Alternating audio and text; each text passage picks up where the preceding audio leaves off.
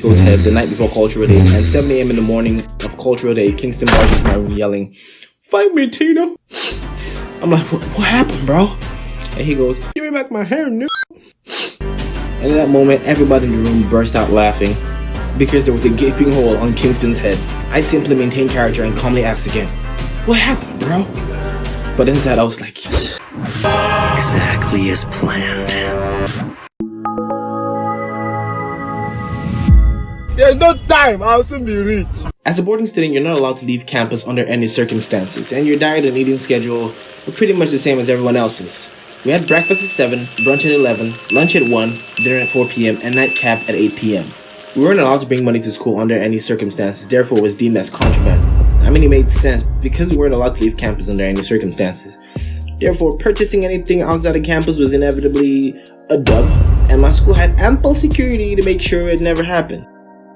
Because we had an ever-changing food schedule, you would think we would get bored of it, right? Nope.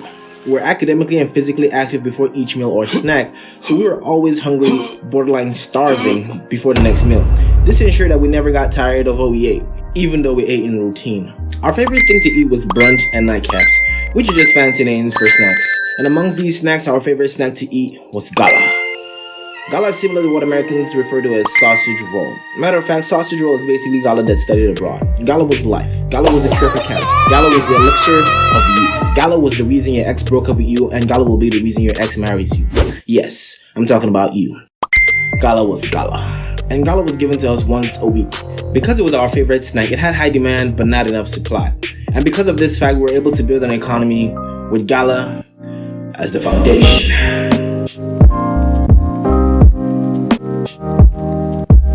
I'm going to display the dollar equivalent of the prices I'll be talking about so you guys can understand better. One gala typically costs 20 naira in stores. We, the students, sold it at 200 naira on debit and 1,000 naira on credit, which is typically due the next semester.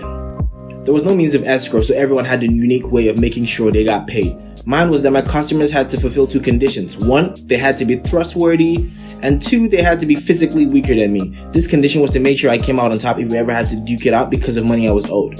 The system worked until I made a credit deal with 2 people, Chico and Kingston. Chico was short and he looked as frail as a mantis, but he had the charisma and swagger of a 7 feet tall NBA basketball player.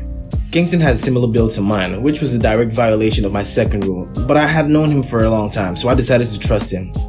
Fast forward the next semester, it was time for Chico and Kingston to pay me, but they both didn't have the money. They claimed it was seized upon entry, because remember, currency was deemed as contraband, but they promised to make it up the following week, so I let them slide for a week. During that same week, Chico and Kingston made other purchases. Chico was buying cakes, and I asked him where he got the money to buy those, and he said he smuggled it. Like, what? You can smuggle cake, but you can't smuggle money? Clearly, he was taking me for a fool, and Kingston was on the same boat. He bought a whole carton of classic cake, which is the second most wanted snack on the hierarchy, and he shared this amongst his roommates. Long story short, I pardoned them for 6 weeks, and even after 6 weeks, they still didn't pay me. They even started to make it look like I was just bothering them with my prompts for payment. They obviously weren't gonna pay me, even if they had the money. And completely understanding this simple fact awoke the savage within. So I decided I was gonna do something that would fill the void created by the money I was owed. I was gonna shave their heads. Big set, oompa body. I'm coming up, sorry, and don't even call the police today because I'm. So I called my boy Philip and asked him for the hair removal cream, and he's like, "I don't got it right now, but I can get it before Wednesday." I'm like, "Bet." I gave him the cash, and on Wednesday he came through. And being the strategist that I am, I held off shaving their heads until the night before Cultural Day, which is basically the Nigerian equivalent of homecoming. Man, I was evil. In order to ensure maximum emotional impact, I applied the hair removal cream on Kingston and Chico's head the night before Cultural Day, and 7 a.m. in the morning of Cultural Day, Kingston barged into my room yelling, "Fight me, Tina!" I'm like, what happened, bro? And he goes, "Give me back my hair, new." And in that moment, everybody in the room burst out laughing because there was a gaping hole on Kingston's head. I simply maintained character and calmly asked again, "What happened, bro?" But inside I was like, exactly as planned. He kept yelling, "Fight me," and I simply refused to break character. So my roommates, including Chico, asked him to leave. Matter of fact, Chico was the first person to ask him to leave, saying, "You can't just come in here accusing my bro of some shit like that, man." I looked at Chico's head and I couldn't believe my eyes. I noticed Chico's hair was still intact. So I'm just thinking to myself, how is his hair still on his head? We exchanged pleasantries, and then Chico left for the shower. Shortly after, he came back and asked me, Tino, with Timpitis, while pointing at his head. And I was like, what happened, bro? But in my head, I was like, exactly as planned. Turns out he needed to take a shower before the shaving cream kicked in, I guess. At this point, everybody knew I did it. I knew it, he knew it, my roommates knew it, hell, even the Potter knew it.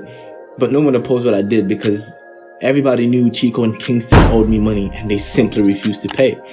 Now, thinking back, would I do it again? The answer is yes. I'm interested in knowing what you guys would have done in my situation. So comment what you would have done if you were owed money and the people owing you simply refused to pay. And also tell me if you agree or disagree with my methods. I personally think they were wrong, but I'm looking forward to see what you guys think. As usual, please like and subscribe as this will help the YouTube algorithm push me to more viewers. Thanks for watching and I'll see you guys in the next video. Peace!